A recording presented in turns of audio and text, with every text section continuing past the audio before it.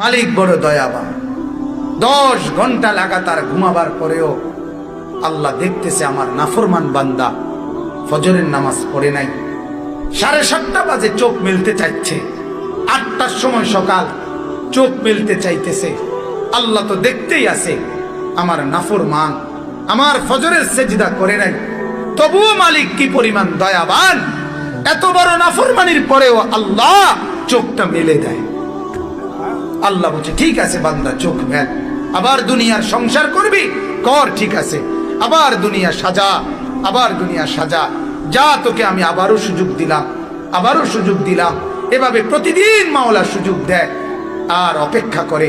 হাদিসের মধ্যে আছে প্রত্যেকটা নাফরমান যখন আল্লাহর নাফরমানি করে, বিশ্বাস করেন বাপ, এই জমিন খোদার কসম আল্লাহর কাছে অনুমতি চায়, আল্লাহ এই বেঈমানকে নিয়া আমি শুধুমাত্র একটা উল্টানি দেই, আপনার কাছে অনুমতি চাচ্ছি আল্লাহ, ওয়াইজারুম বিসনাত এই পাশ ও পাশ করে আমিও আমার জমিনের তলদেশটা একটু নিচের দিকে উঠাই, আর উপরটা নিচের দিকে নেই, মাটি এত আমার নিচের মাটি